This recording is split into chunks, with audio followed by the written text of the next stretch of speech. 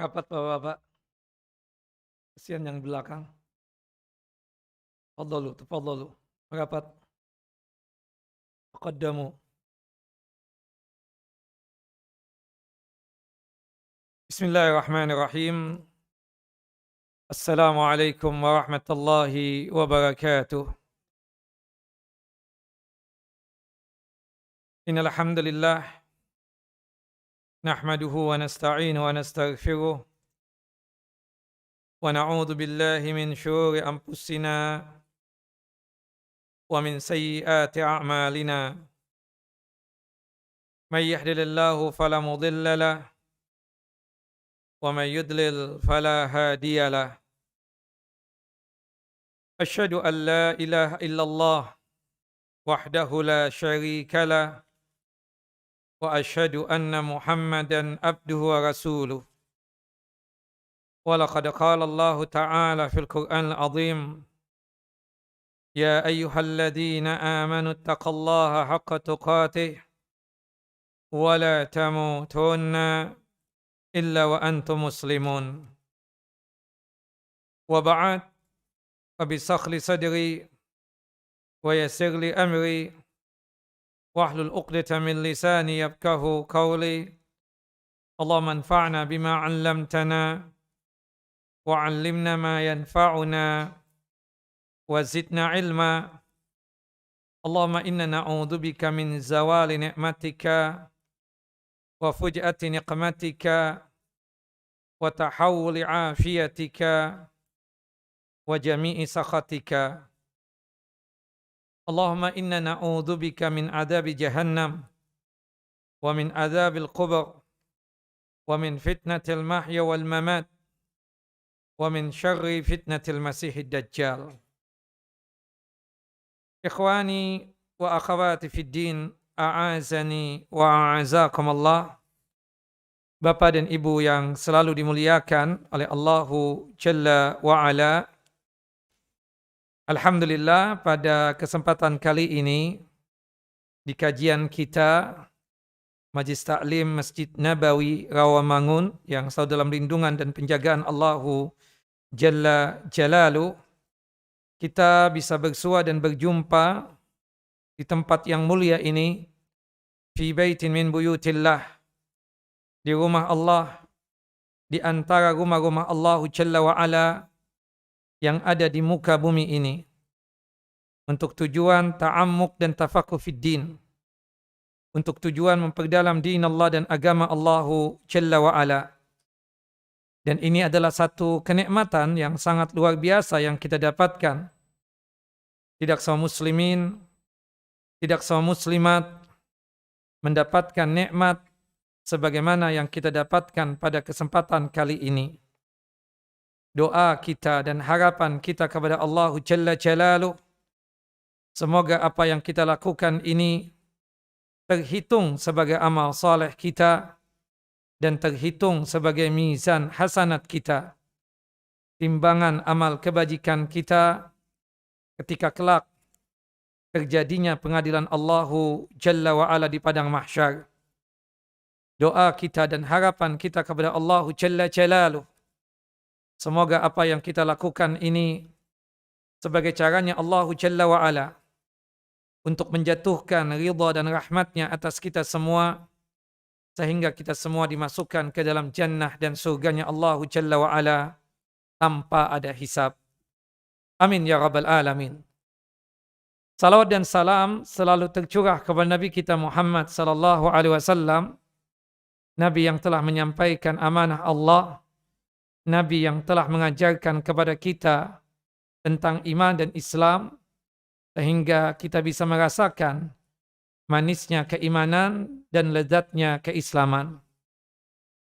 Bapak dan Ibu yang dimuliakan oleh Allahu Jalla wa Ala, insyaallah di kajian kita di hari Selasa pekan kelima dan juga hari Rebu pekan kelima, pertemuan kita sampai ke Ramadan itu kurang lebih 8 kali pertemuan, 4 kali di hari Selasanya dan 4 kali di hari Rebunya.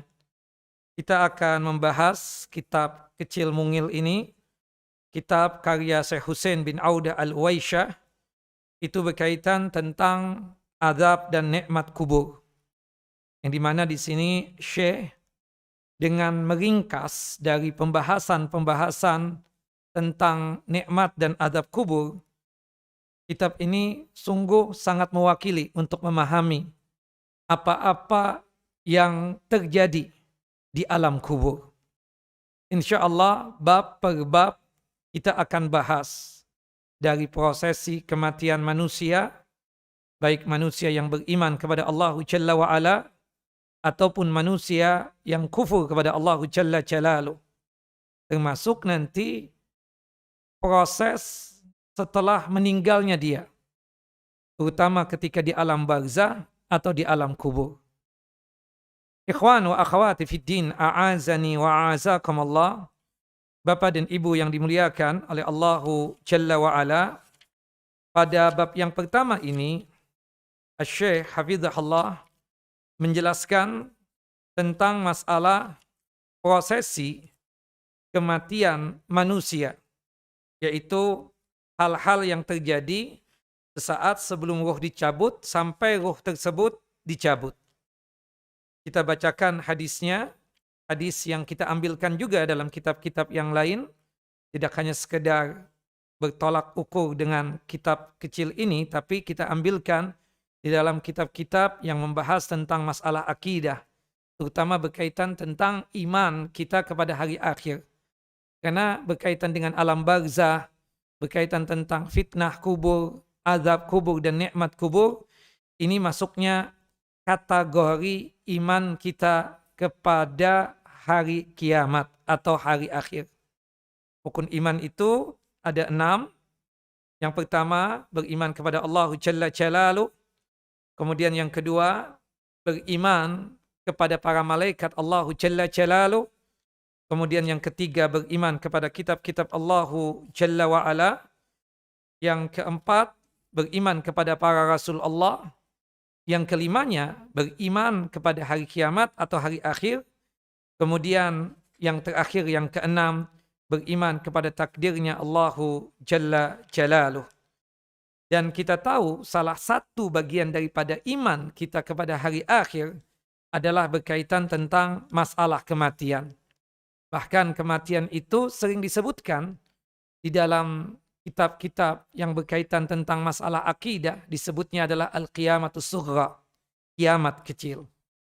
Nah, di sini kita mulai dengan membawakan hadis yang lumayan panjang, hadis dari Barra bin Azib, dan dikuatkan nanti di hadis dari Ibunda Aisyah radhiyallahu anha yang menceritakan tentang syakaratul maut, tentang sakaratul maut, dan dikuatkan di dalam hadis Abu Hurairah radhiyallahu anhu juga. Baik, kita bacakan hadisnya, hadis dari sahabat yang mulia Barra bin Azib radhiyallahu anhu. Semoga Allah Jalla wa ala meridai beliau. Qala berkata, kunna fi janazatin fi baqi'il gharqad. Kami pernah mengantarkan jenazah untuk dimakamkan di pemakaman Baqi al-Gharqad. Pemakaman Baqi ini adalah pemakaman yang ada di kota suci Madinah. Keistimewaan pemakaman ini, orang-orang yang dikuburkan di pemakaman Baqi al-Gharqad, mereka itu termasuk yang awalin yang akan dibangkitkan oleh Allah Jalla wa'ala. Sebagaimana disebutkan di dalam hadis yang sahih, yang pertama kali yang dibangkitkan adalah Nabi kita Muhammad sallallahu alaihi wasallam. Nabi yang sangat kita cintai. Setelah itu disusul oleh 2 sahabatnya sekaligus 2 mertua beliau, yaitu Abu Bakar As-Siddiq, kemudian Umar bin Khattab. Setelah itu yang dibangkitkan oleh Allah Jalla wa'ala adalah orang-orang yang dimakamkan dan dikuburkan di pemakaman Baqi al-Gharqad. Setelah itu Nabi Muhammad menunggu orang-orang yang dibangkitkan dari pemakaman Ma'la. Pemakaman Ma'la ini adalah pemakaman yang ada di kota suci Makkah Al-Mukarramah. Nah, dari sini kita katakan salah satu keistimewaan kota suci Madinah adanya pemakaman Baqi al-Gharqad ini. Makanya nanti ketika kita ziarah atau kunjungan ke kota suci Madinah, salah satu tempat yang kita kunjungi adalah pemakaman Baqi al-Gharqad ini. Untuk mendoakan mereka-mereka yang meninggal di pemakaman Baqi tersebut. Dalam satu hadis yang derajatnya hasan, Nabi kita Muhammad SAW mengatakan, "Man istata'a minkum ayyamuta fil Madinah falyaf'al." Siapapun di antara kalian yang bisa meninggal di kota suci Madinah, lakukanlah. Kenapa ya Rasulullah? Wa kuntu syafi'an lahu yaumal qiyamah. Karena kelak yang meninggal di kota suci Madinah, khususnya di pemakaman Baqi, mereka akan mendapatkan syafaat dari Nabi kita Muhammad sallallahu alaihi wasallam. Fa'atana an-nabiyyu sallallahu alaihi wasallam faqa'ada wa qa'atna haulahu ka'anna ala ru'usina at-tayru. Kemudian Nabi kita Muhammad SAW datang kepada kami di pemakaman Baqi al-Gharqad tersebut. Faqa'ada, Nabi Muhammad duduk, tentunya duduk bukan duduk di kuburan, tapi duduk di sela-sela di antara kuburan. Dan kami pun duduk, kata para sahabat tersebut, di sekitar beliau. Kita tidak boleh duduk di kuburan. Tapi duduk-duduk di sela-sela di antara kuburan tidak mengapa. Jika kita mengantarkan jenazah ke pemakaman, kebetulan kita orang yang tidak sanggup berlama-lama berdiri, maka kita boleh bawa kursi, kemudian kita letakkan itu kursi di sela-sela di antara dua kuburan. Bukan di atas kuburannya. Karena kalau kita duduk di kuburan, apalagi sampai menginjak kuburan, itu dosa besar. Kata Nabi kita Muhammad SAW dalam satu hadis yang sahih, La tusallu ilal kubur, wa la tajlisu alaiha. Janganlah kalian salat menghadap ke kuburan, dan janganlah duduk di atas kuburan. Dalam riwayat yang lain, Rasulullah mengatakan, lebih bagus badan kita dan pakaian kita terbakar, daripada kita tersebut duduk di kuburan atau menginjak kuburan. Maka kita yang datang ke kuburan untuk membawa jenazah, pastikan kedua kaki kita tidak menginjak kuburan. Kemudian Rasulullah SAW berlindung kepada Allah Jalla wa'ala. A'udhu billahi min adzabil qubur, a'udhu billahi min adzabil qubur, a'udhu billahi min adzabil qubur. Aku berlindung kepada Allah Jalla wa'ala dari azab kubur. Menunjukkan bahwasannya azab kubur tersebut ada. Dan itu disebutkan di dalam banyak ayat. Ya. Dan juga banyak hadis-hadis Nabi SAW yang menjelaskan bahwasannya azab kubur tersebut nyata dan hak. Disebutkan di dalam surah Mu'min, surah Ghafir, surah yang ke-40, ayat 46, Allah Jalla wa'ala berfirman, An-naru yu'raduna 'alaiha ghuduwan wa 'ashiyya wa yawma taqumus sa'ah adkhilu ala fir'auna asyaddal 'adab. Kepada mereka, kepada Fir'aun dan pengikutnya, diperlihatkan neraka pada pagi dan petang hari, dan pada hari terjadinya kiamat. Lalu kepada malaikat diperintahkan oleh Allah Jalla wa'ala agar malaikat berucap kepada Fir'aun dan pengikutnya, masukkanlah Fir'aun dan kaumnya ke dalam azab yang keras. Allah memerintahkan para malaikat untuk memasukkan Fir'aun dan pengikutnya ke dalam azab yang sadis, yaitu siksa api neraka. Sebelum cerita tentang siksa api neraka, Allah Jalla wa'ala menceritakan api yang ditampakkan untuk Fir'aun dan pengikutnya, yang dimana mereka diazab, disiksa di pagi hari dan petang hari, sebelum terjadinya kiamat. Kata para ulama tafsir, itu maksudnya adalah azab kubur dan siksa kubur. Nah, dan Rasulullah memerintahkan para sahabatnya untuk berlindung kepada Allah Jalla wa'ala dari siksa kubur. Ta'awwadhu billahi min adzabil qubur. Ta'awwadhu billahi min adzabil qubur. Ta'awwadhu billahi min adzabil qubur. Berlindunglah kalian dari azab kubur. Berlindunglah kalian dari siksa kubur. Sampai 3 kali Rasulullah mengatakan itu. Subhanallah. Dan ada satu doa yang biasa kita baca di penghujung salat kita sebelum salam. Di mana Imam Ahmad mengatakan ini termasuk doa wajib yang kita baca. Hadis Abu Hurairah, hadis yang dikeluarkan oleh Al-Imam Al-Bukhari dan Muslim. Doanya sebagai berikut. Allahumma inni a'udzubika min adzabi jahannam wa min adzabil qubur wa min fitnatil mahya wal mamat wa min syarri fitnatil masihid dajjal. Ya Allah, aku berlindung kepadamu dari siksa api neraka, dan aku berlindung kepadamu dari siksa kubur. Aku berlindung kepadamu dari fitnahnya kehidupan dan kematian, dan aku berlindung kepadamu dari jeleknya fitnah masihid dajjal. Subhanallah. Kemudian Rasulullah melanjutkan ceritanya. Summa qala sallallahu alaihi wasallam.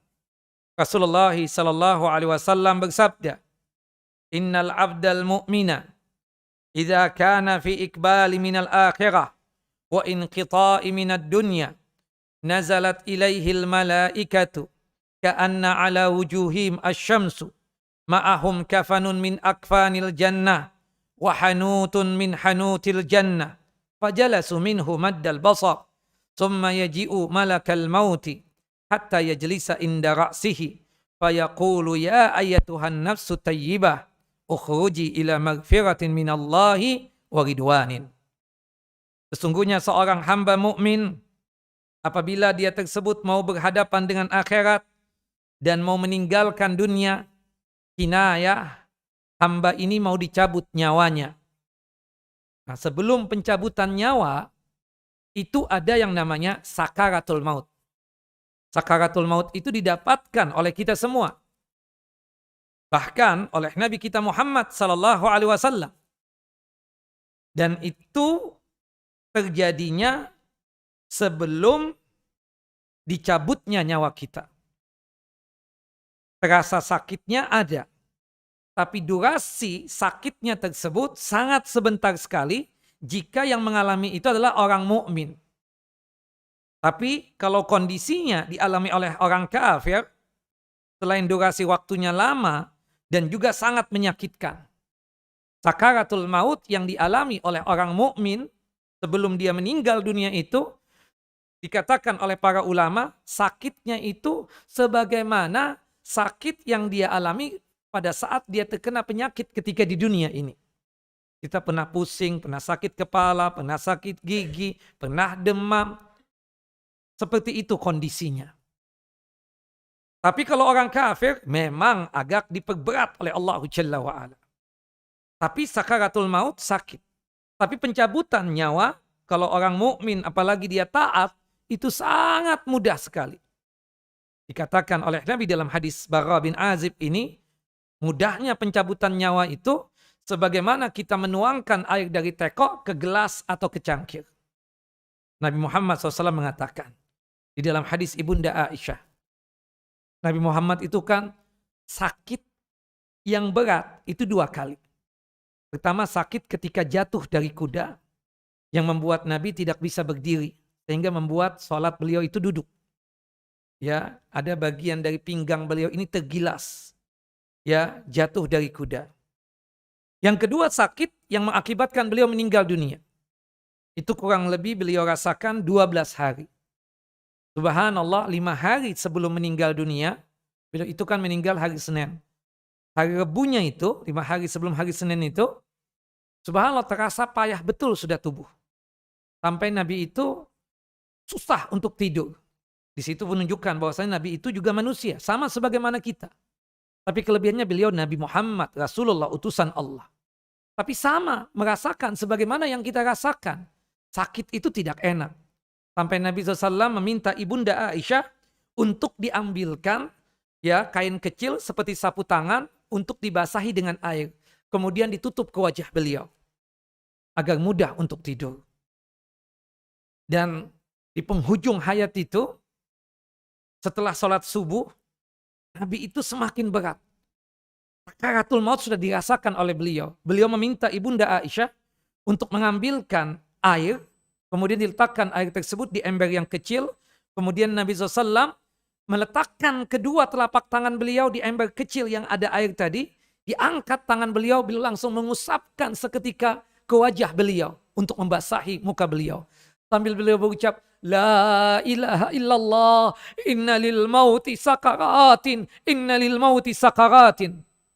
La ilaha illallah, tidak ada Tuhan yang pantas untuk disembah kecuali Allah Jalla wa'ala. Sesungguhnya kematian itu memiliki sakaratul maut. Nabi sedang merasakan itu.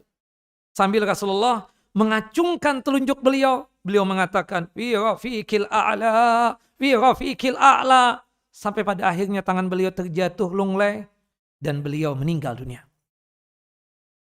Fi rafiqil a'la maksudnya di surga yang tertinggi. Karena memang sunnah jika kita sakit, apalagi sakitnya berat, untuk membaca doa berikut ini. Doa ini dikomentari oleh para ulama lah sebagai permohonan kita agar kita ini husnul khatimah. Hadis dari Ibunda Aisyah. Rafiqfirli warhamni wa alhiqni bi rafiqil a'la. Ya Allah, ya Tuhanku, ampunlah dosa-dosaku. Jadikanlah sakitku ini sebagai pengampun dosa. Yang kedua, warhamni. Jika sekiranya sebab sakit ini aku meninggal dunia, berikanlah rahmatmu dan kasih sayangmu kepadaku. Jadikanlah meninggalnyaku ini sebagai husnul khatimah. Meninggal dalam kondisi yang baik, meninggal dalam kondisi seluruh dosa-dosa terampuni, meninggal dalam kondisi amal soleh diterima oleh Allah Jalla wa'ala. Wa alhiqni bi rafiqil a'la. Ya Allah, jika sekiranya sebab sakit ini Engkau wafatkan aku, maka susulkanlah aku dan kumpulkanlah aku bersama orang-orang yang memiliki martabat yang tinggi. Yaitu 4 golongan yang memiliki derajat dan martabat yang tinggi yang disebutkan oleh Allah Jalla wa'ala dalam surah An-Nisa, surah yang keempat ayat 69, yaitu berkumpul bersama para nabi, berkumpul dengan para as-siddiqin, orang-orang yang benar dan jujur dalam masalah keimanan, berkumpul dengan para syuhada, dan berkumpul dengan orang yang saleh. Di penghujung hayat itu Rasulullah cuma sanggup fi rafiqil a'la, fi rafiqil a'la, di surga yang tertinggi. Setelah itu jatuh tangan beliau, lunglai, disitulah Nabi kita Muhammad SAW meninggal dunia. Tepat ketika di waktu syuruk atau awal waktu duha. Nah, kenapa ada sakaratul maut? Kata para ulama berkomentar, sakaratul maut itu dijadikan untuk kita sebelum kita dicabut nyawa, tidak lain itu adalah manfaatnya kembali kepada kita. Manfaatnya pertama agar dosa-dosa kita diampuni. Mudah-mudahan dengan adanya sakaratul maut tersebut, kita itu terhapuskan dosa-dosa kita. Tidak membawa dosa sama sekali ketika meninggal dunia. Yang kedua, adanya sakaratul maut tidak lain untuk meningkatkan derajat dan martabat kita. Dan yang terakhir, adanya sakaratul maut untuk menambah pahala. Tapi durasi waktunya sebentar. Antum, subhanallah 2 pekan, 3 pekan ini kan lagi ramai itu. Ada khutbah Jumat kelihatannya tuh. Ada syekh. Kan, khutbah Jumat kan suara keras ya. Toto, beliau itu terhenti. Yang di depannya paham, ini syekh sepertinya ada sesuatu. Orang di depannya langsung berdiri dan menangkap syekh. Subhanallah, setelah diperiksa, habis. Sudah meninggal dunia. Artinya apa? Sakaratul maut yang dialami oleh seorang muslim itu sebentar sekali. Wallahu a'lam. Dan kalau kita saksikan memang kondisinya begitu. Kita dapatkan ada rasa kesakitan, yaitu sakaratul maut. Tapi setelah itu, untuk pencabutan nyawanya, itu sangat mudah sekali. Nah, ketika terjadi sakaratul maut itu, turunlah malaikat dengan jumlah yang banyak. Digambarkan wajah mereka tersebut, wajah yang ceria, yang putih cemerlang. Yang dimana digambarkan sepertinya di wajah mereka itu ada matahari. Kita melambangkan hari yang cerah. Ya, ada sinar matahari itu. Kalau bahasa kita kan cerah ya kan. Kalau bahasa bulenya sunny day. Subhanallah. Artinya cerah banget ya. itu kan menggambarkan lambang kebahagiaan. Tapi kalau misalnya mau turun hujan, mendung kan, melambangkan apa? Kesedihan. Bukan begitu? Ya, ketidakenakan hati. Kita lihat teman kita mukanya kesian banget, ditekuk begitu dan kita lihat mendung banget muka antum ini. Ada apa? Ya kan seperti itu. Tapi kalau berkaitan tentang masalah ya kesenangan, keceriaan itu dilambangkan seperti apa? Adanya matahari, adanya sinar matahari tersebut. Makanya kata Nabi SAW, ka'anna ala wujuhim asyamsu. Seakan-akan di wajah mereka itu ada mataharinya. Dan malaikat yang datang itu disebutkan di dalam hadis yang lain adalah malaikat rahmat. Malaikat apa? Malaikat rahmat yang tujuannya itu untuk membantu malaikat maut. Karena memang ketika Syekh Muhammad Shalih Utsaimin ditanya, berapa sih jumlah malaikat maut itu? Kata Syekh, malaikat maut itu satu. Cuma asistennya banyak. Asistennya apa? Banyak. Di antaranya siapa? Malaikat dengan jumlah yang banyak tadi. Mereka membawa kain kafan yang datangnya dari surga. Dan membawa wangi-wangian yang datangnya dari surga. Kemudian mereka duduk. Inayah banyaknya yang datang untuk menyaksikan prosesi kematian seorang muslim itu digambarkan oleh Nabi maddal basar. Sejauh mata memandang. Ya salam. Subhanallah. Mereka duduk. Kemudian setelah itu datanglah malaikat maut. Berada di sisi di sisi kepalanya orang mukmin. Hatta yajlisa inda ra'sihi. Fayaqul. Kemudian malaikat maut ini berkata, ya ayyatuhan nafsu tayyibah. Dalam riwayat yang lain, ya ayyuha ar-ruhu at-tayyib. Wahai ruh yang baik, wahai jiwa yang baik, ukhruji ila maghfiratin minallahi wa ridwanin. Keluarlah dari tubuh ini untuk menuju ampunan Allah dan ridhonya Allah Jalla Jalaluh. Yuqalu, dikatakan, Rasulullah melanjutkan ceritanya. Fatakhruju tasilu kama tasilul qatra min fai'is saqa fayakhudhuha fa idza akhadhaha lam yad'uha fi yadihi tarfata ainin hatta ya'khudhuha fayaj'aluha fi dhalikal kafan wa dhalikal hanud. Keluar itu ruh. Ruh itu ketika keluar sangat gampang sekali. Sangat mudah sekali. Digambarkan oleh Nabi SAW keluarnya ruh mukmin dari tubuhnya. Seperti seseorang menuangkan air dari teko ke gelas atau ke cangkir. Mudah. Gampang. Ini bantahan kepada mereka yang mengatakan bahwasanya pencabutan ruh itu sangat sadis, menakutkan, menyakitkan, sangat pedih dan seterusnya. Benar kita katakan. Ada yang seperti itu. Untuk siapa? Untuk mereka-mereka yang kafir. Untuk mereka-mereka yang fajir. Pencabutan nyawanya sangat menakutkan, sangat menyakitkan, sangat pedih. Tapi untuk ruh orang mukmin, apalagi dia seorang mukmin yang saleh atau yang salehah, itu sangat gampang sekali. Dan ketika ruh tersebut keluar, subhanallah, dia tersebut sambil mengucapkan pujian kepada Allah Jalla wa'ala. Ketika ruh itu keluar apa? Sambil membaca tahmid, memuji Allah Jalla wa'ala sebagaimana yang disebutkan oleh disebutkan oleh Nabi kita Muhammad sallallahu alaihi wasallam di dalam satu hadis yang sahih. Dia mengucapkan tahmid, alhamdulillah ala kulli hal.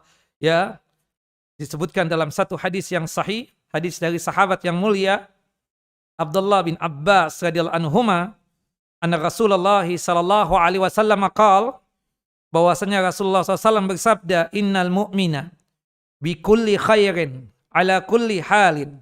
Sesungguhnya seorang mukmin selalu ada di dalam kebaikan pada setiap keadaan. Inna nafsahu takhruju min baini janbaihi wa huwa yahmadallaha azza wa jalla. Sungguh jiwanya, ruhnya akan keluar dari tubuhnya sambil memuji Allahu Azza wa Jalla. Allahu Akbar. Oh, kita tidak mendengar Ustaz. Ya ruh. Yang ngomong itu apa? Ruhnya berbicara. Alhamdulillah. Ya, memuji Allahu Jalla wa Ala. Naam. Ketika ruh tersebut keluar, ada khilaf di kalangan ulama. Ruh itu keluarnya dari mana? Ada yang mengatakan dari mulut. Ada yang mengatakan dari kaki, kemudian mengarah ke kepala. Ada yang mengatakan bahwasannya ruh tersebut keluar dari tubuh yang manapun. Tidak disebutkan secara dalil yang memastikan hal itu. Tapi kalau ruhnya orang kafir keluarnya dari mana? Dari mulutnya. Seperti keluarnya ruh dongki atau keledai. Itu orang kafir. Tapi kalau orang mukmin, ada yang mengatakan dari mulut, ada yang mengatakan dari mata, ada yang mengatakan dari kaki ke atas kepala. Pendapat yang rajih yang keempat yang mengatakan bahwasanya keluarnya itu sesuai dengan keinginan dan kehendak Allah Jalla Jalaluh. Tapi tidak dengan ruhnya orang kafir. Ya, ruhnya orang kafir itu keluar dari sudut mulutnya seperti keluarnya ruh keledai atau dongki. Hadis sahih dikeluarkan oleh Al-Imam At-Tabrani dalam kitab Al-Kabir dengan sanad yang hasan, dan hadis ini disahihkan oleh Syekh Nasir Albani dalam kitab As-Sahihah pada nomor hadis 2151. Nah, ketika ruh mukmin itu keluar, subhanallah, itu dalam kondisi yang wangi, yang sangat luar biasa. Lebih wangi daripada minyak kasturi yang kita dapatkan di muka bumi ini. Dan subhanallah, kalau kita menyaksikan saudara kita, kerabat kita, atau teman kita baru meninggal dunia. Baru meninggal nih. Kita menghampiri dia tuh seperti mencium bau wangi. Itulah keadaan orang mukmin. Berarti saudara kita husnul khotimah. Apalagi dikuatkan dengan adanya peluh di dahinya, adanya keringat di jidatnya, menunjukkan bahwasanya saudara kita, teman kita ini husnul khotimah. Subhanallah, disebutkan dalam satu hadis yang sahih. Hadis dari Buraidah bin Hasib radhiyallahu an. Beliau membesuk saudara beliau yang kebetulan berada di daerah Khurasan. Ketika sudah sampai di situ, beliau ditugaskan untuk menjaga saudaranya tersebut berada di kamar yang sama dengan saudara yang sakit. Saudara-saudara yang lain pada keluar. Di luar kamar beradanya. Subhanallah. Tahu-tahu Buraidah bin Hasib itu mengucapkan takbir, Allahu Akbar. Saudara-saudara yang lainnya pada kaget. Ada apa ini? Pada masuk ke kamar tersebut. Didapatkan Buraidah menangis. Kemudian dikatakan, Mabik, ada apa engkau ya Buraidah bin Hasib? Kata Buraidah, saudara kita sudah habis. Beliau meninggal. Beliau telah diwafatkan oleh Allah Jalla wa'ala. Tapi menangisnya aku ini tidak lain dikarenakan saudara kita ini meninggal dalam kondisi husnul khatimah. Kerabat dan saudara ini tidak langsung percaya begitu saja. Kata kerabatnya, saudara-saudaranya, apa yang mengakibatkan engkau bisa menjamin saudara kita ini husnul khatimah? Wallahi demi Allah, aku telah mendengar Nabi SAW bersabda, Inna mauta al-mu'mini bi'araki jabinihi. Sesungguhnya meninggalnya seorang muslim atau mukmin ditandai adanya keringat dan peluh di jidatnya atau di dahinya. Coba kalian pegang. Saudara kita ini, di jidatnya, di dahinya ada keringat. Insya Allah husnul khatimah. Subhanallah. Nah, keluar ruh itu. Ditangkap oleh malaikat maut. Baru sebentar. Hitungannya sekejap mata. Malaikat dengan jumlah yang besar. Digambarkan wajah mereka itu ceria, cemerlang, putih bersih. Mengambil itu ruh dari tangannya malaikat maut. Kemudian ruh itu diletakkan di kain kafan yang mereka bawa dari surga. Wangi-wangian yang ada di kafan tersebut yang datangnya juga dari surga. Kemudian fayas'aduna biha. Mereka Malaikat yang jumlah banyak tadi membawa ruh tersebut ke atas. Tujuannya apa? Ke langit. Subhanallah, makanya ketika kita menyaksikan orang yang baru meninggal dunia, itu rata-rata matanya tersebut kemana? Atas. Kata Nabi Shallallahu Alaihi Wasallam di dalam hadis yang sahih, Inna ruha idza qubida tabi'ahul basar. Sesungguhnya ruh nih kalau dicabut, karena ruh ini dibawa ke atas oleh malaikat dengan jumlah yang banyak tadi, dibawa ke langit. Maka itu ruhnya kita melihat tuh. Kalau matanya dalam kondisi normal ya. Bukan sebagai tanda apapun. Tidak ada sebagai tanda husnul khotimah. Tidak juga sebagai tanda su'ul khotimah. Jangan bersuudzon, su'ul khotimah. Matanya terbelalak ke atas. Tidak seperti itu. Semua kita rata-rata seperti itu. Semua kita rata-rata seperti itu. Cuma kita yang mendapatkan saudara kita matanya terbuka melihat ke atas. Tagmidu ainaihi. Kita pejamkan matanya. Subhanallah. Allahu akbar. Kemudian fala yamurruna biha ala mala'in minal malaika qalu ma hadhihi ar-ruhu at-thayyibah.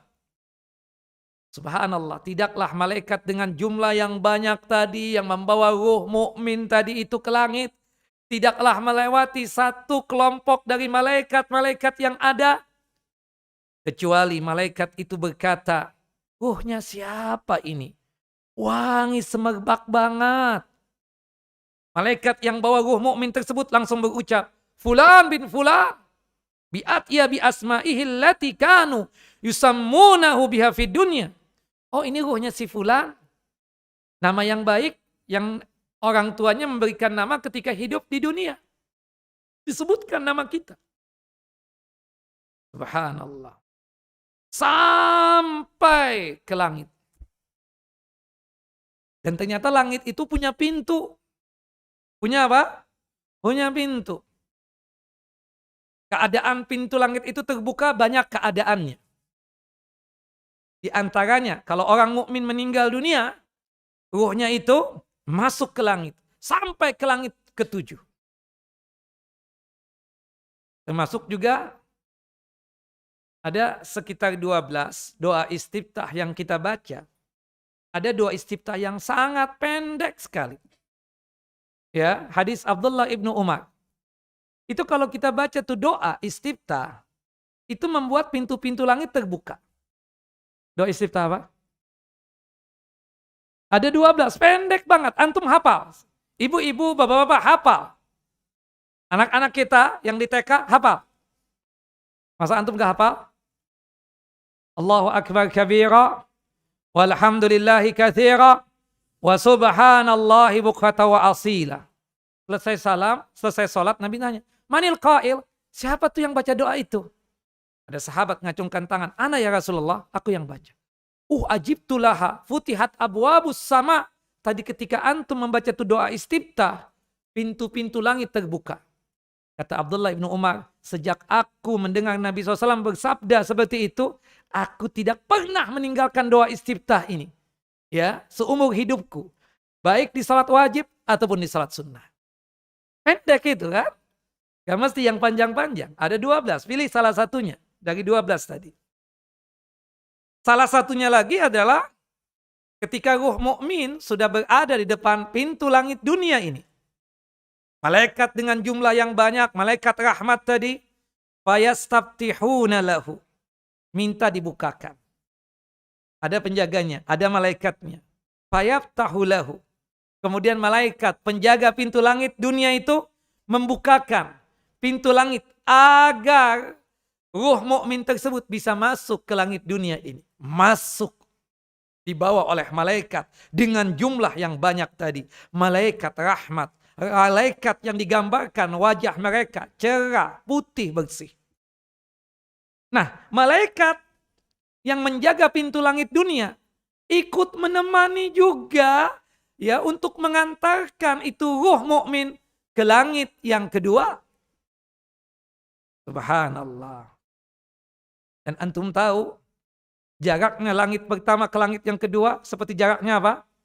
Dunia dengan langit yang pertama. Langit yang pertama ke langit yang kedua sama jaraknya seperti dunia ke langit yang pertama ini.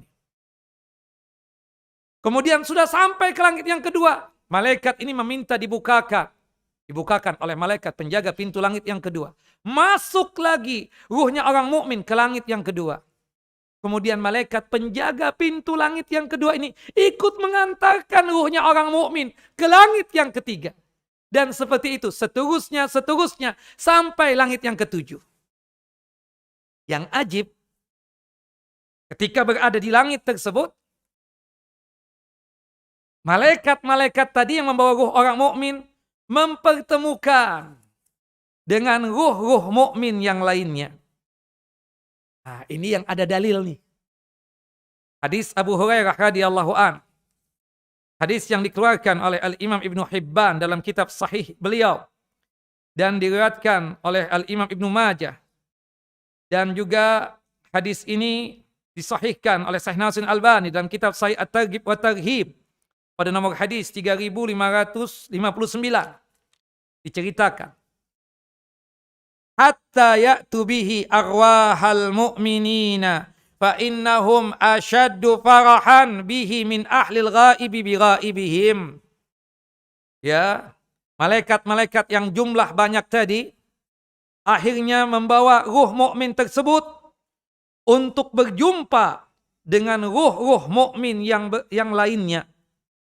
Ruh-ruh itu ketika ketemu dengan ruh mukmin itu merasa senang, bahkan lebih senang daripada orang yang bertemu dengan seseorang yang telah lama ia tidak jumpai. Kita ada teman kan, teman SD, teman SMP, teman SMA, teman universitas, lama nih nggak berjumpa. Ini sohib, soulmate kita betul, teman sehati. Ya, soulmate itu kan teman sehati. Lama nggak jumpa, nggak ada kabar, nggak ada apa. Subhanallah, kita diundang di suatu kawinan. Subhanallah. Ketemu dengan sohib kita yang sudah puluhan tahun nggak ketemu. Tenang banget kita, bukan begitu? Soulmate, sehati, bukan teman biasa-biasa aja. Bahagia betul. Subhanallah. Nah, ruh itu ketemu dengan ruh-ruh mukmin. Di mana terjadinya? Di langit-langitnya Allah Jalla Jalaluh. Ya. Sebagian ruh itu tanya nih sama ruh yang baru masuk ke langit. Ya, ma fa'ala fulan? Gimana tuh kabarnya si fulan? Yang masih hidup, kerjaannya gimana tuh? Ya, ibarat kata udah taubat belum tuh orang? Allah. Malaikat ruh yang lain mengatakan, da'uh. Biarkan, dia baru sampai, ibarat kata begitu. Baru beristirahat. Hatta yastariha fa innahu kana fi ghamid dunya. Jangan kalian tanya. Dia kan baru istirahat dari kegalauan dunia, dari kelelahan dunia ini. Udah, biarkan aja dia. Nah, itu ada dalil Bapak Ibu. Adapun ketika di alam barzah, di alam kubur, sudah di dunia nih. Kan menurut ada sebagian antum mengatakan, Ustaz, nanti kalau kita meninggal Ustaz ya, kunjungan ya. Paham kan?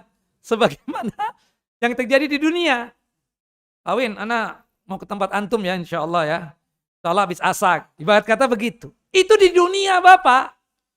Subhanallah, kontak-kontakan, telepon-teleponan. Itu di dunia. Jangan antum gambarkan seperti kejadian nantinya di alam barzah. Tidak. Katanya bertemu Ustadz. Ya kan katanya. Dalilnya mana? Yang ada dalil itu ketemunya di mana? Di langit. Bukan di alam barzah. Ruh ini belum dikembalikan lagi ke tubuhnya si mayit itu. Sampai pada akhirnya ya Allah Jalla wa Ala mengatakan ya ketika sudah sampai di langit yang ketujuh Allah mengatakan uktubu kitaba abdi fi illiyin wa a'iduhu ilal ardi fa inni minha khalaqtuhum wa fiha u'iduhum wa minha ukhrijuhum taratan ukhra. Kata Allah Jalla wa'ala, tolong tulis ya, dia di dalam kitab Illiyin. Kitab Illiyin ini, kitab yang tercatat di dalamnya segala perbuatan orang-orang yang soleh. Segala perbuatan orang-orang yang taat kepada Allah. Nama kitabnya apa? Illiyin. Tapi kalau kitabnya orang yang jahat, namanya apa? Sijjin. Subhanallah. Yang diletakkan ya di bawah bumi yang terakhir atau tanah yang terakhir. Tapi kalau Illiyin tempat yang tinggi dan menunjukkan kabar gembira buat si mukmin ini. Kemudian Allah mengatakan kepada malaikat yang jumlah banyak tadi yang membawa ruhnya orang mukmin, ya, tolong dong kembalikan dia ke bumi lagi. Kembalikan ke tubuhnya. Karena aku menciptakan dia dari tanah. Dan aku kembalikan dia ke tanah. Dan aku bangkitkan dia dari tanah. Pertanyaannya, Bapak Ibu, ruh mati enggak sih? Ruh tidak mati. Ada makhluk-makhluk Allah Jalla wa'ala yang tidak dihancurkan oleh Allah. Ada makhluk-makhluk Allah yang tidak dibinasakan oleh Allah. Meskipun terjadi hari kiamat. Arasy-Nya Allah tidak hancur. Ya kan? Kemudian kursinya Allah tidak hancur. Bapak Ibu, sedikit tambahan ilmu yang disebut dengan kursi itu bukan sebagaimana kursi yang kita duduki. Kursinya Allah maksudnya apa? Tempat Allah Jalla Jalaluh meletakkan kedua telapak kaki beliau. Telapak kakinya Allah Jalla wa'ala sesuai dengan kebesaran dan keagungan Allah Jalla Jalaluh. Itu pun juga tidak hancur. Termasuk malaikat yang membopong, mengangkat arasnya Allah. Berjumlah berapa? Kita bahas. Kita bahas pada pertemuan kita yang lalu di kajian sore. Ada khilaf yang benar. Sekarang ini 4 malaikat yang mengangkat. 8 itu Bu, nanti di akhirat. Ketika terjadi kiamat. Sebagaimana disebutkan dalam hadis yang sahih. Jadi 8 itu kan disebutkan di dalam Al-Quranul Karim. Dalam surah Al-Ma'arij kalau nggak salah ya. Yahmilu arsya rabbika yawma idin samania. Yawma idin samania. Arasy Allah itu nanti diangkat, dibopong oleh 8 malaikat. Kapan? Ketika sudah terjadi kiamat. Tapi sekarang ini belum terjadi kiamat. Yang mengangkat ya arasy-Nya Allah jumlahnya berapa? 4. Salah satunya malaikat siapa? Israfil. Karena Israfil itu punya tugas 2. Selain meniup sangkakala, juga mengangkat arasy-Nya Allah Jalla Jalaluh. Nah, sebagaimana yang kita bahas pada pertemuan kita ya Rabu kemarin. Nah, itu juga tidak mati. Termasuk juga kita katakan surganya Allah tidak hancur, neraka juga tidak hancur.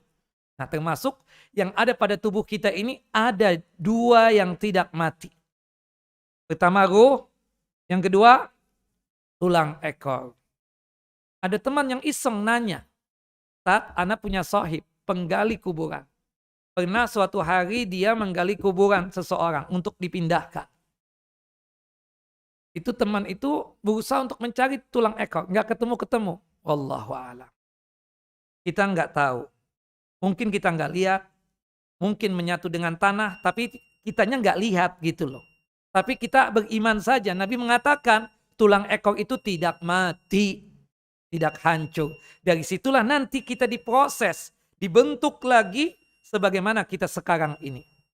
Wallahu a'lam bishawab. Adzan dulu, setelah adzan kita lanjutkan. Nah.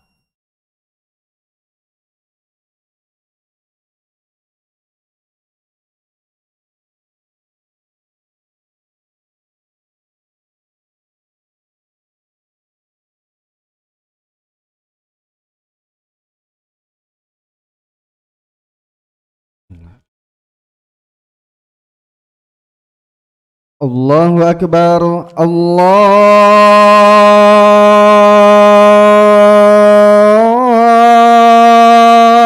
Akbar. Allahu Akbar. Allah.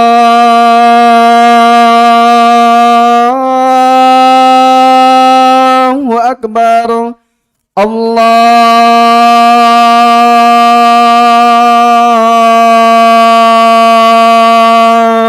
أكبر أشهد أن لا إله إلا الله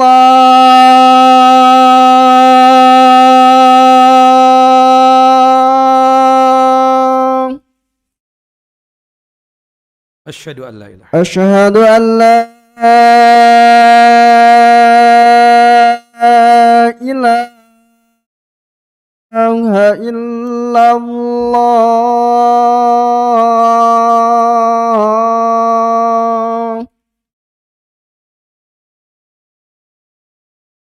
أشهد أن محمد رسول الله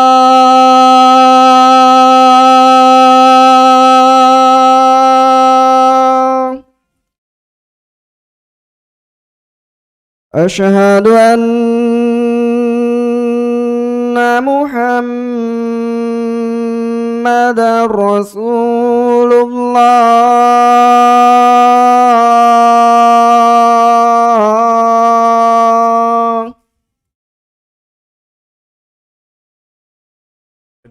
حي على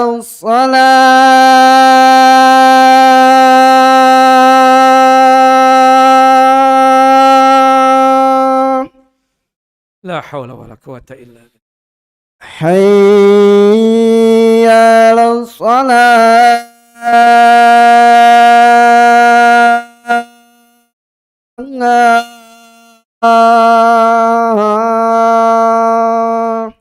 لا حول ولا قوة إلا حي على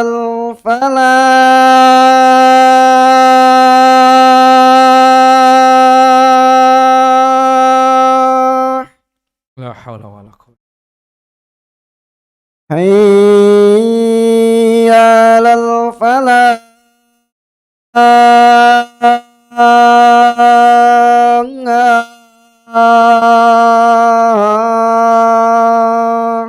لا حول ولا قوة الله أكبر الله أكبر الله أكبر الله أكبر لا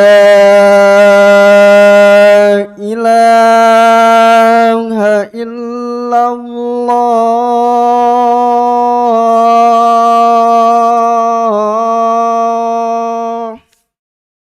لا إله إلا الله اللهم صل على محمد وعلى آل محمد كما صليت إنك الله وبارك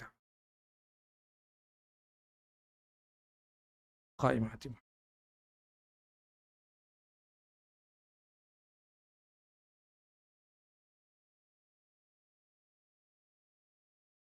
Baik, kita lanjutkan sedikit pembacaan hadis tentang prosesi kematiannya orang mukmin. Subhanallah. Fatu'adu ruhu fi jasadihi. Akhirnya malaikat tersebut ya mengembalikan itu ruh ke tubuhnya si mayit ini. Mayit muslim. Nah, belum malaikat Munkar dan Nakir datang. Subhanallah. Dia ketika ruh itu dikembalikan, itu pertama kali yang didapatkan oleh kita semua ini nanti ketika meninggal, itu adalah dihimpit kuburan kita. Subhanallah. Tubuh kita ini apa? Dihimpit. Kayak kita menjemur pakaian, itu kan ada penjepitnya tuh. Pakaian itu dijepit. Sehingga gak jatuh kan tuh pakaian. Kuburan kita nanti menghimpit tubuhnya kita. Dan semua kita itu mendapatkan hal itu. Subhanallah. Subhanallah, pernah dalam satu hadis yang sahih, ya Rasulullah SAW bercerita tentang seorang bayi atau anak kecil yang meninggal dunia. Meninggal dunia. Ya, Nabi SAW mengingatkan bahwasannya jika seorang bayi ini selamat dari himpitan kuburan atau di antara kalian ini selamat dari himpitan kuburan, maka yang paling selamat mendapatkan himpitan kuburan tersebut si bayi ini. Subhanallah, disebutkan di dalam hadis yang sahih ya, bahwasannya kita pertama kali akan mendapatkan himpitan kuburan. Bahkan diceritakan di dalam hadis yang sahih, ada seorang sahabat Nabi namanya Sa'ad bin Mu'az. Sa'ad bin Mu'az ini meninggal dalam kondisi mati syahid. Ketika beliau meninggal dunia, subhanallah, itu arasy-Nya Allah bergetar. Saking baiknya nih orang. Bergetar. Yang kedua, ketika meninggal, wa futihat lahu abwabus sama. Pintu-pintu langit terbuka. Subhanallah. Dan ketika dia meninggal, wa syahidahu sab'una alfan minal malaika. 70.000 malaikat menyaksikan dia. Ini orang baik yang meninggal. Allahu Akbar. Kita berharap seperti itu ya Allah. Saksikan oleh malaikat, bukan manusia lagi. Malaikat yang menyaksikan kebaikannya. Dan ketika meninggal, pintu-pintu langit langsung terbuka. Kata Nabi SAW, laqad dumma dhammatan summa furija anhu. Sehebat, sesoleh Sa'ad bin Mu'az saja terkena himpitan kuburan tersebut. Dalam hadis yang lain disebutkan, ya, fa inna lil qubri doqtatun, fa inna lil qubri doqtatan, falau naja au salima ahadun minha la naja Sa'ad bin Mu'az.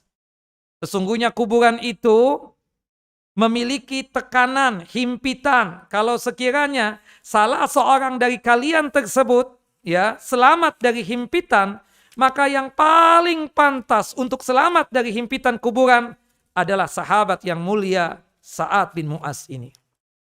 Subhanallah. Termasuk tadi anak kecil. Ya, kita tahu bahwasannya sobi, bayi, atau anak kecil secara umum sebelum balik, itu kan jaminan surga. Rasulullah ketika menguburkan mayit, sudah dikuburkan, Rasulullah mengatakan begini. Lau aplata ahadun min dammatil qabri la aplata hadas sabiyu. Sesungguhnya, jika sekiranya salah seorang dari kalian ini seandainya selamat dari himpitan kuburan, niscaya anak ini yang lebih selamat dari himpitan kuburan. Tapi durasi waktunya sebentar. Setelah itu dilapangkan kuburannya oleh Allahu Jalla Jalaluh. Sebagaimana disebutkan di dalam hadis yang sahih.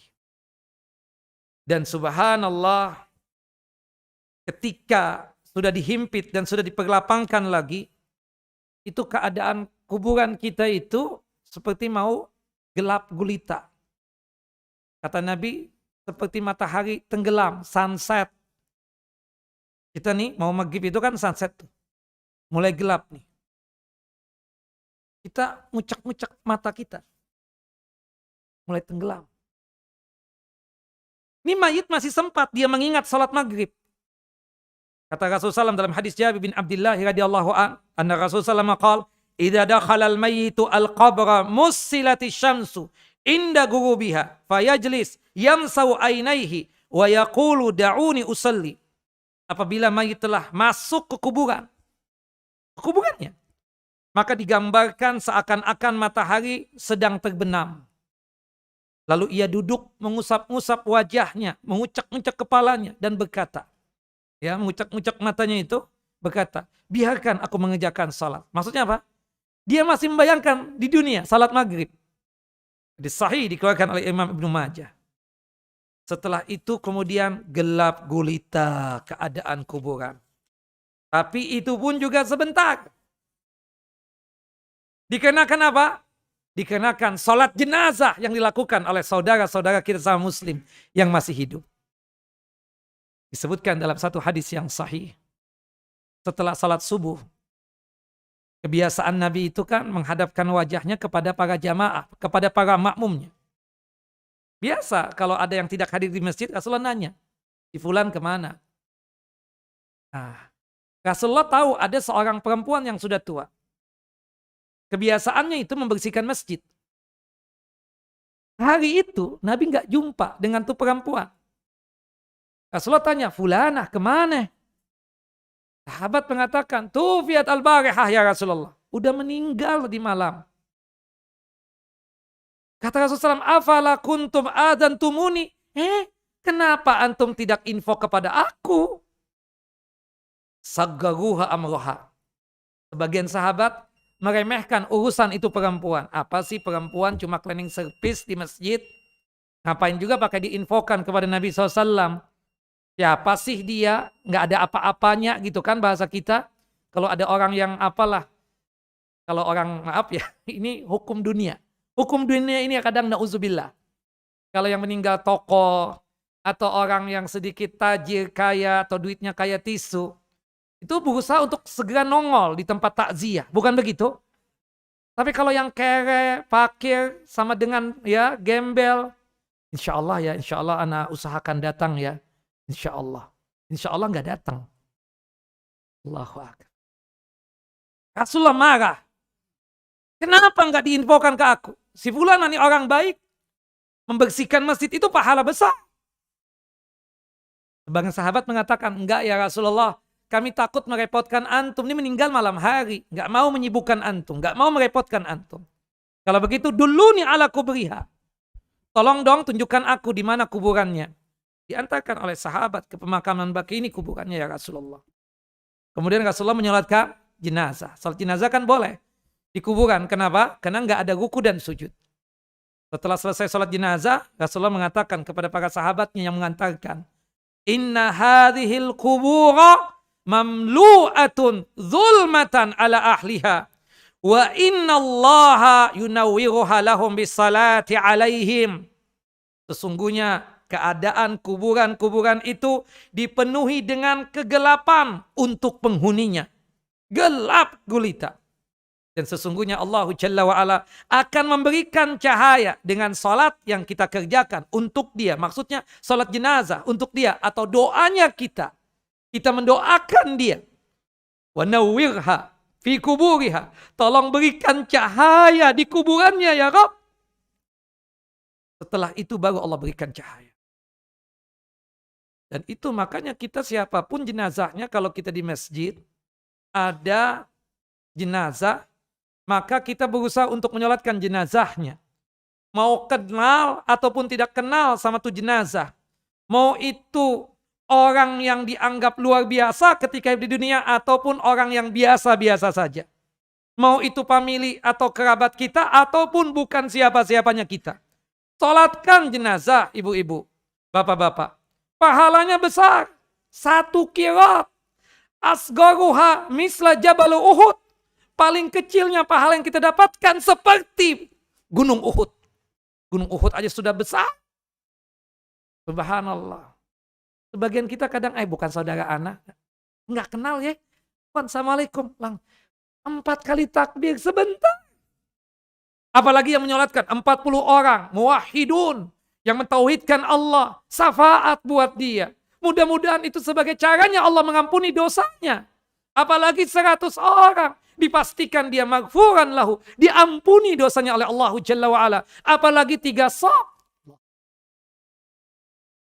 Rajin. Kita ketika mendapatkan ada salat jenazah. Ikut serta. Pahalanya besar.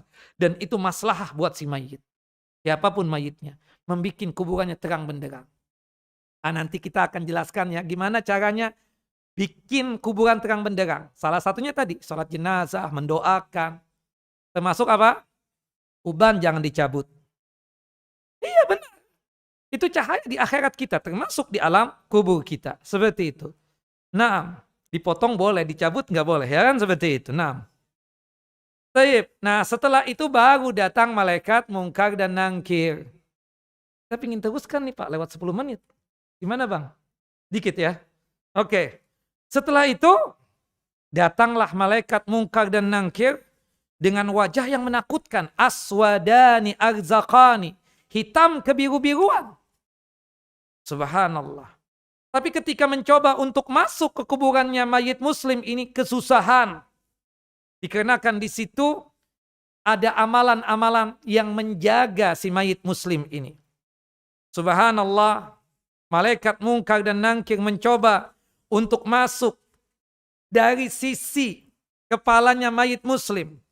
Di situ sudah ada yang namanya ibadah salat.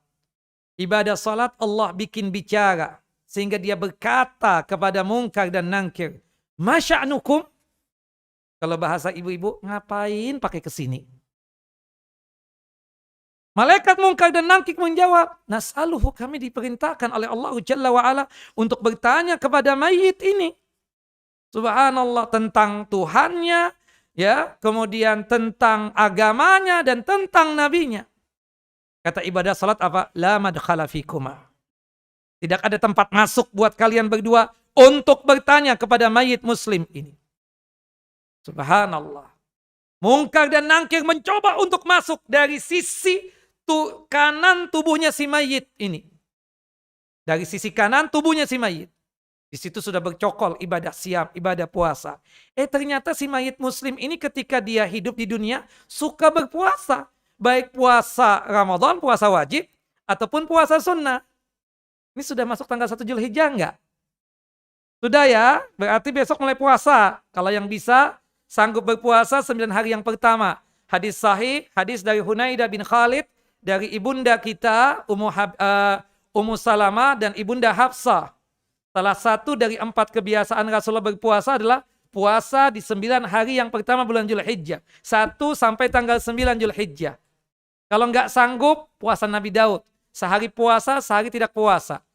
1, 3, 5, 7, 9. Nggak sanggup juga, ambil 3 hari. Ayamul Bid, bulan Zulhijjah kan ada tanggal 13. Nggak boleh kita berpuasa, haram. Ayamu tasyrik, ayamu aklin, wa syurbin, wa zikrullah.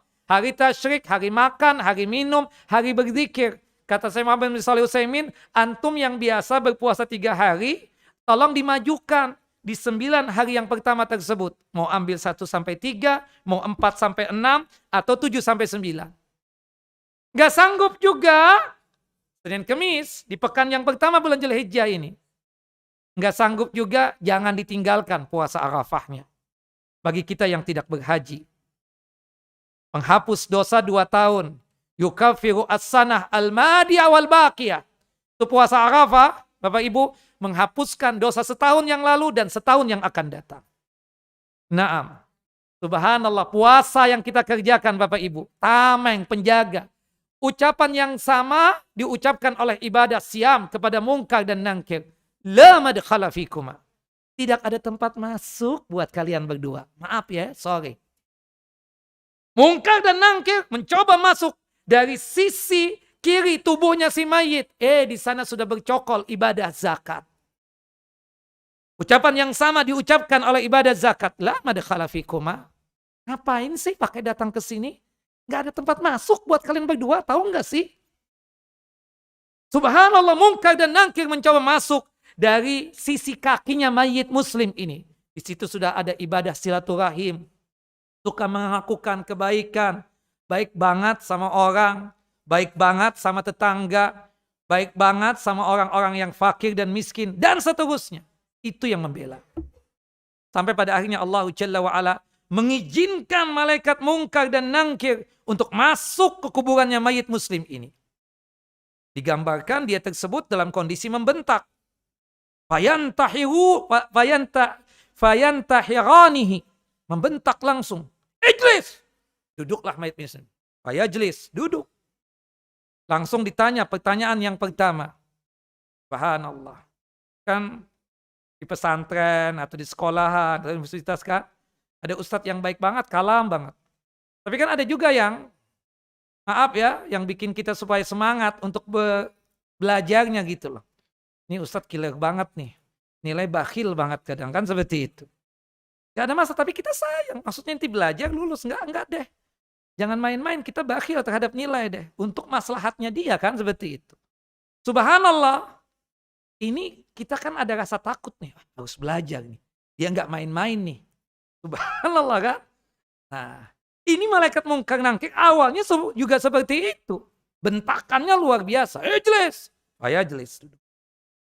Ditanya pertanyaan pertama. Marabbuka? Siapa Tuhanmu? Langsung dijawab karena dorongan amal saleh. Rabbi Allah. Tuhanku Allah. Subhanallah, ditanya pertanyaan yang kedua. Ya, wa madinuk, apa agamamu? Karena dorongan amal soleh. Langsung mayit muslim ini menjawab, dinil Islam, agamaku Islam. Subhanallah. Ditanya lagi pertanyaan yang ketiga. Waman nabiyuk, siapa nabimu? Dalam riwayat yang lain, ma hadzal rajul ladzi bu'isa fikum? Siapa tuh laki-laki yang diutus kepada kalian? Langsung dijawab, huwa Rasulullah Muhammad bin Abdullah. Fayaqulanihi lahu wa ma ilmuka? Apa yang engkau ketahui tentang dia? Fayaqul qara'tu kitab Allah. Dan seterusnya. Kemudian ditanya lagi tentang yang lainnya. Bagaimana keadaan engkau tentang ilmunya dan seterusnya. Dalam riwayat yang lain disebutkan apa yang diajarkan oleh Nabi Muhammad SAW. Di sini ditanya tentang masalah ilmu. Aku membaca Al-Quran, aku beriman kepada Allah, aku membenarkan ya Al-Quran, membenarkan hadis Nabi SAW. Kemungkinan besar kita katakan ada pertanyaan yang lain. Langsung menjawab. Dan itu bersesuaian dengan firman Allah Jalla Jalaluhu di dalam Al-Quranul Karim. Yusabbitallahu alladhina amanu biqauli tsabit fil hayati dunya wa fil akhirah. Allahu Jalla wa Ala telah mengokohkan orang-orang yang beriman dengan perkataan yang kokoh, perkataan yang tetap di dalam kehidupan dunia dan kehidupan akhirat. Apa itu? Sanggup untuk menjawab pertanyaan mungkar dan nangkir. Firman Allah dalam surah Ibrahim, surah yang ke-14, ayat 27. Makanya salah satu doa yang diajarkan oleh Nabi, yang itu kudu kita baca waktu sujud sebelum salam, Allahumma sabbitni biqaulis sabit fil hayati dunya wal akhirah. Allahumma sabbitni bil qaulis sabit fil hayati dunya wal akhirah. Ya Allah, tetapkan untukku, kokohkan untukku ucapan yang kokoh hingga aku sanggup untuk menjawab pertanyaan mungkar dan nangkir di dalam kehidupan dunia, terlebih lagi dalam kehidupan akhirat. Baca selalu ini. Allahumma sabbitni biqauli sabit fil hayati dunya wal fil akhirah. Subhanallah. Allahu Jalla wa Ala dari atas arasnya mengatakan, an sadaqa abdi. Ini hambaku benar. Hambaku telah membenarkan aku sebagai Rabbnya. Hambaku telah membenarkan agama Islam sebagai agama yang benar. Kemudian hambaku ini telah benar. Dia tersebut telah menjadikan Rasulullah SAW sebagai utusan Allahu Jalla wa'ala. Mengimani Rasulullah SAW. Kemudian Allahu Jalla wa'ala mengatakan apa? Ya. Wabtahu lahu. Ya. Wa'afrishu lahu. Ya. Tolong hamparkan. Fa'afrishuhu minal jannah. Tolong hamparkan permadani yang datang dari surga. Satu nikmat. Sanggup menjawab pertanyaan tadi. Kenikmatan yang pertama kali yang dia dapatkan, langsung mendapatkan permadani, karpet, ya, atau kalau kita katakan kasur yang datangnya dari jannah, dari surga. Wa albisuhu minal jannah, pakaikan dia pakaian yang datangnya dari surga. Dua sudah. Yang ketiga, wabtahu lahu baban ilal jannah. Tolong bukakan pintu yang dimana pintu itu mengarah kepada surga, kepada jannahnya Allah. Fayatihi min ruhiha wa tibiha. Hingga si mayit muslim ini bisa merasakan aroma semerbak yang datang dari surga. Aroma wangi yang datang dari surga. Ya salam. Yang keempat, wa yubsah lahu fi kubri madda basarihi.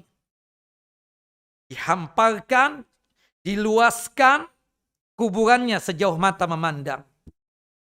Bahkan dalam riwayat yang lain, ya, berkaitan dengan perluasan tersebut, dikatakan oleh Nabi kita Muhammad sallallahu alaihi wasallam itu, ya, kali lipatnya luar biasa ketika dihamparkan kuburan tersebut.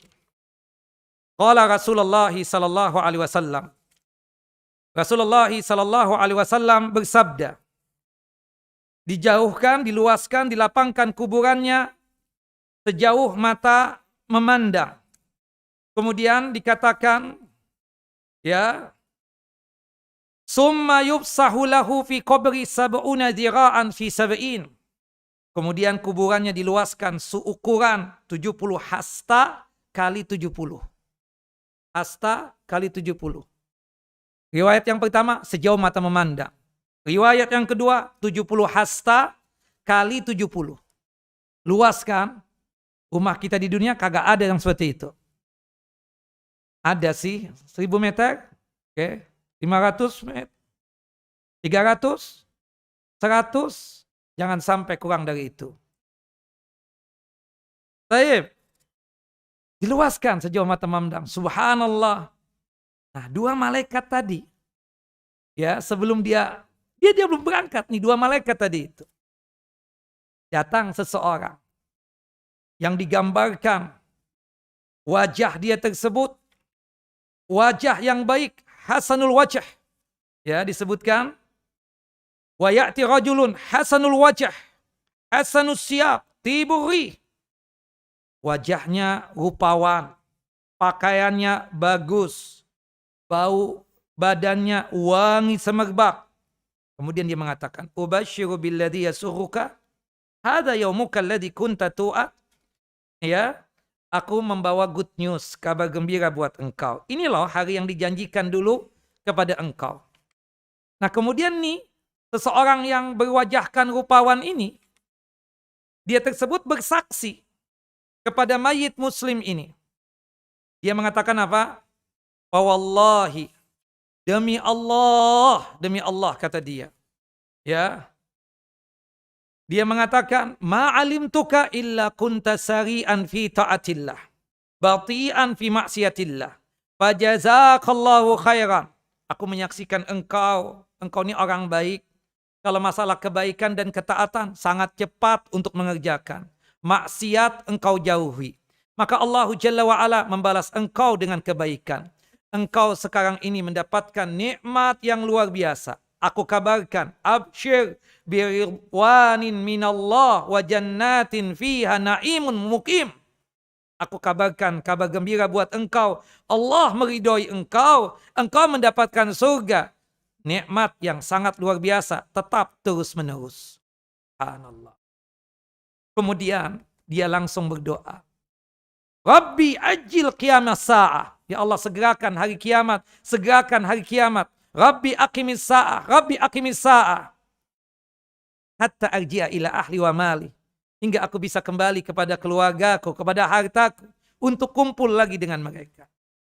Subhanallah, 2 malaikat. Mungkar dan Nangkir tadi mengatakan. Sudah, kata dia. 6. Tidur. Kanaumatil arus alladhi la yuqiduhu illa ahabbu ahlihi. Sudahlah. Ya, belum kiamat nih. Tidur saja. Sebagaimana tidurnya pengantin. Antum sudah kawin? Naam. Ya, tidurlah seperti tidurnya seorang pengantin yang hanya dibangunkan oleh orang yang paling dia cintai. Ketika awal kawin, yang paling kita cintai siapa? Istri kita. Istri kita pun juga mencintai kita. Pasti dong. Nggak ada kawin terpaksa kan di antara ibu-ibu. Nggak boleh juga kita paksa-paksa anak kita kawin sama seseorang, ya kan? Waktu awal kawin nih, waktu masuk pertama kali kan menyenangkan buat kita. Ini malaikat sempat komentar begitu. 6. Tidur. Kanaumanil arush. Kanaumatil arus. Alladhi la yuqidu illa ahabbu ahlihi ilaihi. Tidur saja antum.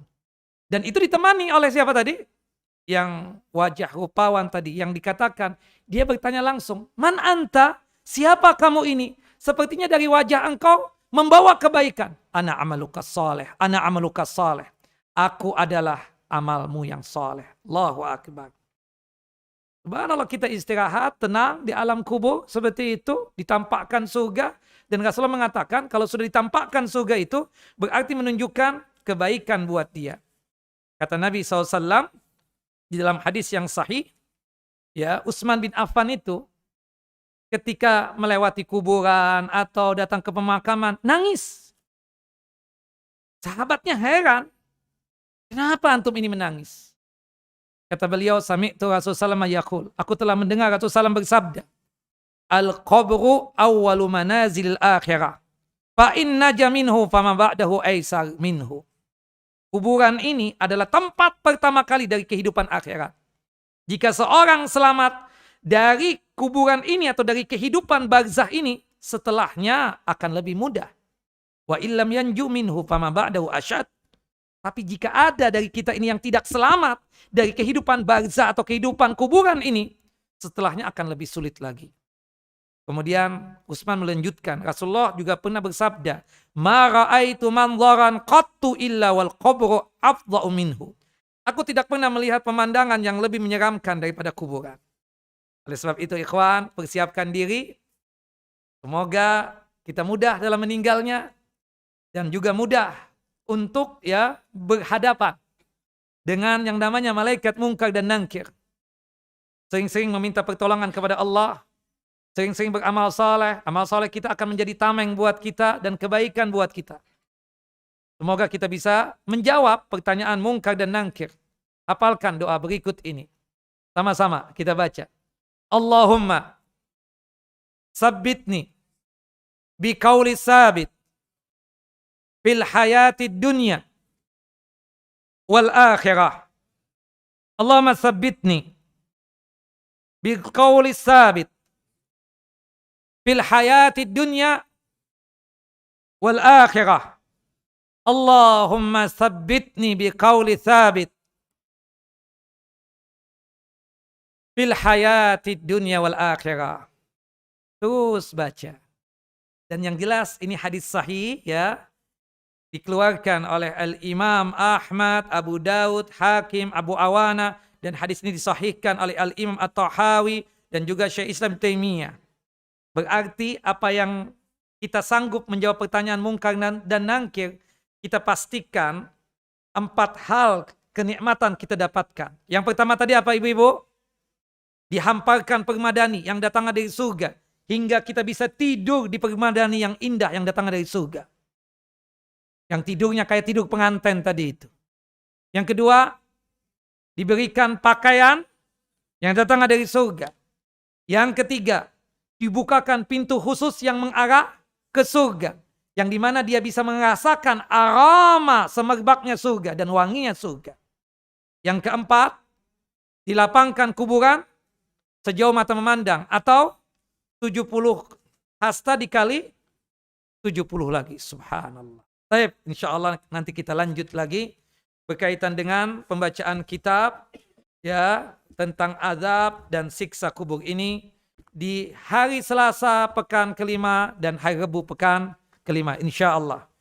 Wallahu a'lam wa sallallahu nabiyana Muhammad wa ala ali Muhammad. Kama sallaita ala Ibrahim wa ala ali Ibrahim innaka Hamidun Majid. Allahumma barik ala Muhammad wa ala ali Muhammad. Kama barakta ala Ibrahim wa ala ali Ibrahim innaka Hamidun Majid. Kita tutup kajian kita dengan masing-masing kita membaca doa kafaratul majlis.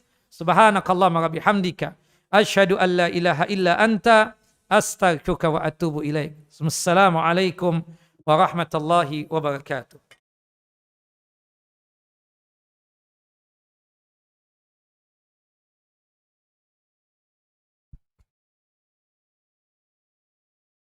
Allahu Akbar, Allahu Akbar. Asyhadu an la ilaha illallah. Asyhadu anna Muhammadar Rasulullah.